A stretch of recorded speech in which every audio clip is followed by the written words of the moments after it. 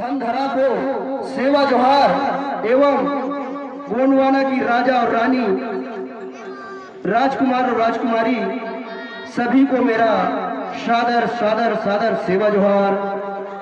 पुनः छत्तीसगढ़ के सोना खान के माटीला सेवा जोहार। साथियों, हमें ये बलिदान दिवस क्यों मना रहे हैं? क्योंकि हमें इससे आने वाले जनरेशन, आने वाले पीढ़ी, हमारे पुरखा लोग क्या करके गए, इसके बारे से हमारे आने वाले पीढ़ी को जानकारी हो। क्योंकि हमारे जितने भी इतिहास है उसको दबाने और कुचलने का काम किए हैं कांग्रेस और भाजपा की सरकार ने। स्पष्ट है नहीं साथियों? पूरा दबाने की काम किए, हमारे इतिहास को खत्म करने का काम किए हैं। आज तक के कभी आदिवासियों के हित पे काम नहीं किए।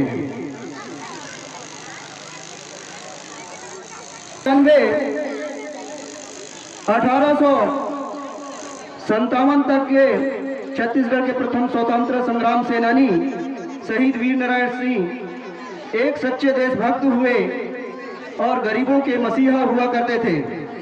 साथियों, मैं संक्षिप्त में बात करूंगा। 17वीं सदी में सोना खान राज्य की स्थापना किया गया था।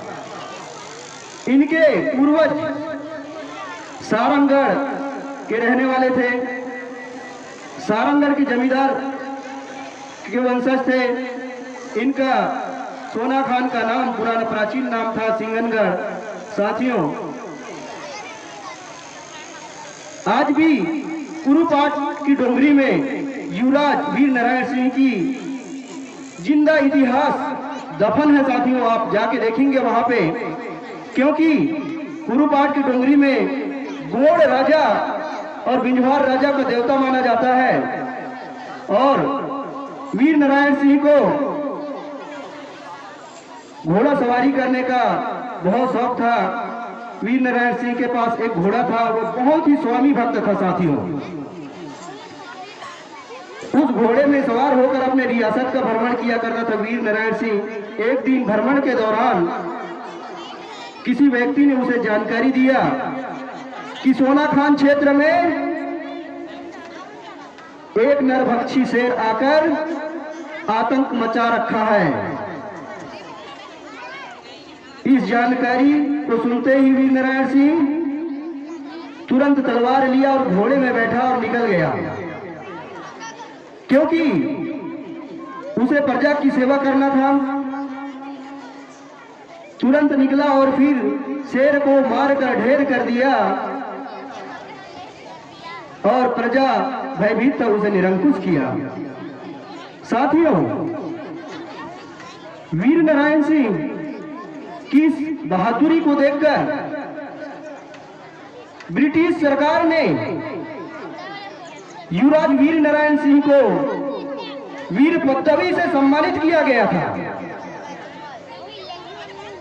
वीर पदवी सम्मानित किया गया था। उसी दिन से वीर नारायण सिंह छत्तीसगढ़ पूरे भारत में प्रसिद्ध हुए थे। प्रजा हितैषी की बात करूं, वीर नारायण सिंह 1856 में, उस समय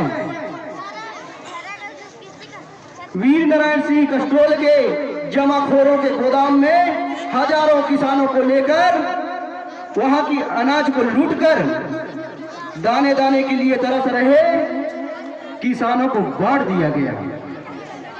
इसकी शिकायत डिप्टी कलेक्टर इलियंट को किया गया। इसका भनक शहीद वीर नारायण सिंह को पता चला तो उन्होंने कुरुपाट की डोंगरी में अपना आश्रम बना लिया और वहीं रहना चालू कर दिया। लेकिन डिप्टी कमिश्नर इलियंट ने देवरी के जमींदार युवराज वीर नारायण सिंह के बहनोई उनके सहयोग से छल पूर्वक वीर नारायण सिंह को पकड़ लिया गया और उनको लुटेरे, चोर लुटेरे बेबुनियाद आरोप लगाकर उसे बंदी बना लिया गया। और फिर 10 दिसंबर 1857 को रायपुर के चौराहे जय स्तंभ चौक में फांसी लटका दिया गया और गोली से, तोप से उड़ा दिया गया। 9वां दिन उसके शव को निकालने के बाद,